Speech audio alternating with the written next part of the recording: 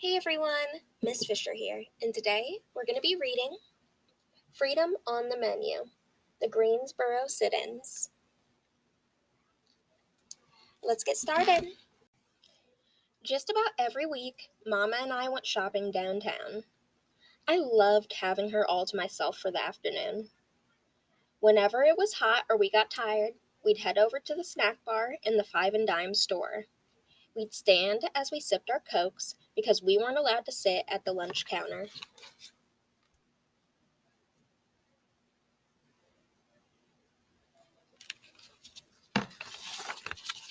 Once, I watched a girl swivel a stool as she spooned a banana split. In an empty seat beside her was a purse almost exactly like mine. "Can I have a banana split?" I begged Mama. "Not here, Connie," said Mama. "I'll fix you one at home." "Won't be the same," I grumbled. All over town, signs told Mama and me where we could and couldn't go. Signs on water fountains, swimming pools, movie theaters, even bathrooms.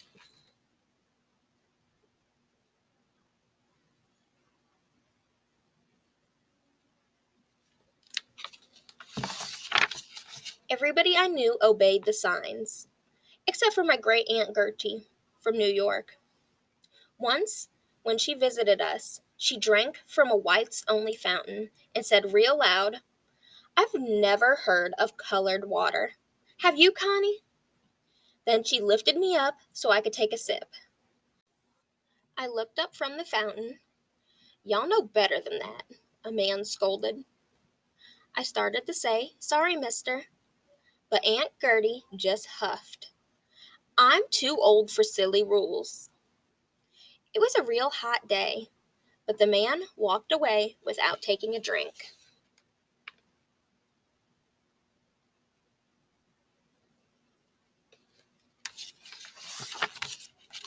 There weren't any signs up in the Five and Dime, but we still knew how it was.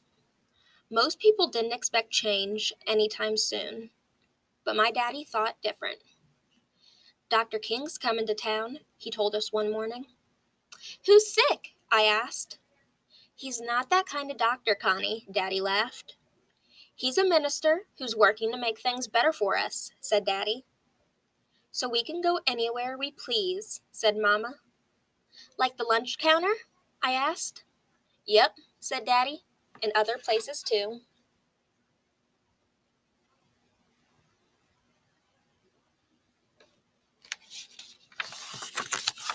Later that week, our whole family went to hear Dr. King preach at the college chapel.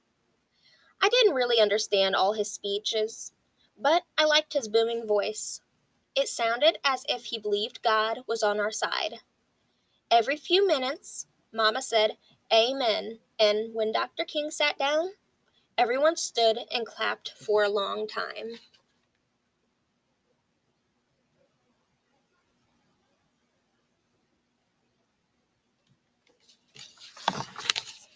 Soon after that, my brother and sister joined the National Association for the Advancement of Colored People. Everyone called it the NAACP. They let me tag along as they went door to door, helping people sign up to vote. "I've never voted in my life," said a white haired lady, leaning on a cane. "Will I get to vote for the president?" "Yes, ma'am," I said. "My brother wants to be president when he's all the way grown." "Tell him he's got my vote," she chuckled. "And to hold on to those big dreams," she said, handing me her voter registration form. "Yes, ma'am, I'll tell him," I promised, thinking about my own dreams too. "Times are changin'," she said, waving as I left.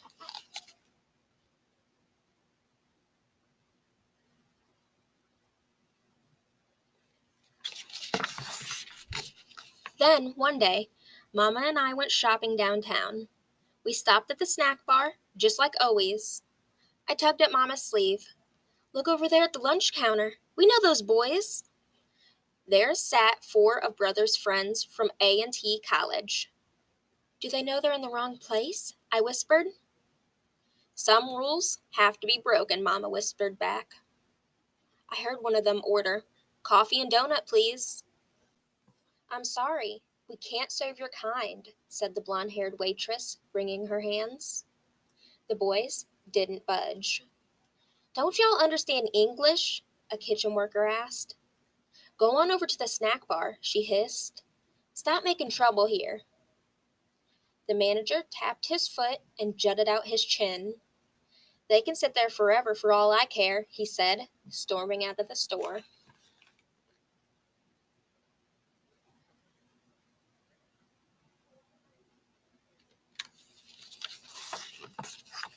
An old white lady came up to the boys.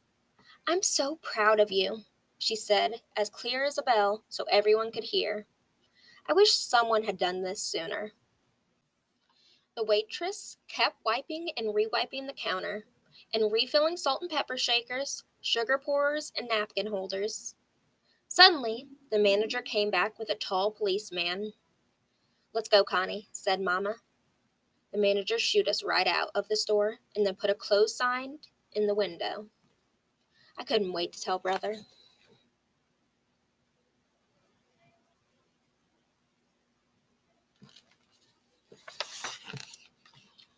Why'd your friends do that? I asked.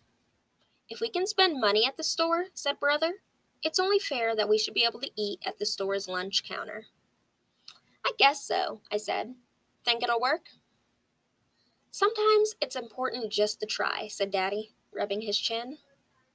The next day, Daddy showed me the newspaper. The headline said, Negro students stand up by sitting down. They sat for 4 hours, said Daddy, peering over the newspaper. I'd be too hungry to wait that long, I said. Connie, they didn't really want food, said Daddy. They wanted to be allowed to get it, same as if they were white, to be treated fairly.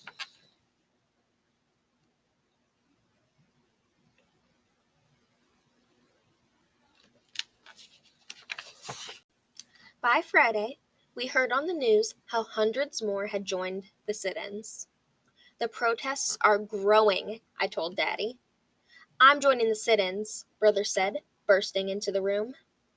And I'm going to picket downtown, said Sister, tomorrow. I want to go too, I said. I'm plenty big enough to hold a sign, and I know I can sit. It's good that you want to help, said Daddy. But Connie, you're still too young for these things. I never get to do anything important, I pouted. You can help us make picket signs, said Sister. That's very important. The next morning, I handed Sister my little flag for her to carry.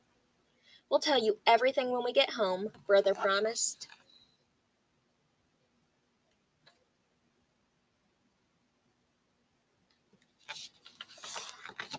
Turns out, I saw the protests on TV.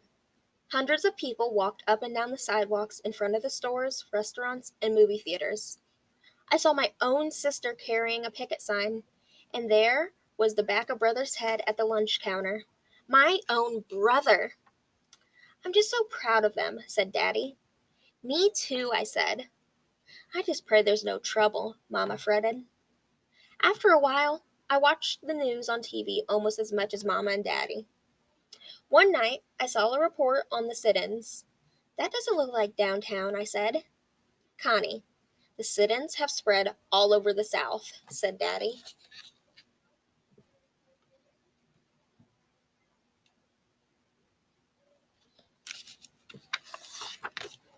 Just then, the phone rang. I answered it. Daddy, it's Sister. She got arrested at the lunch counter. She's in jail. Sister, who always got A's in school, who hardly ever got in trouble, who was what Mama called mule stubborn. Daddy raced to the police station, but Sister wouldn't let him get her out of jail. He told me how students kept chanting, jail, not bail. Jail, not bail. We can't just leave Sister here with the bad guys, I pleaded. She's made up her mind, Connie, said Mama, wiping a tear. She wants to stay with the other students.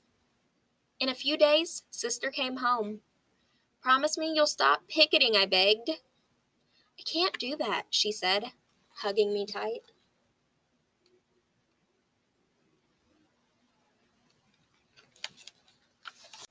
All right, everyone.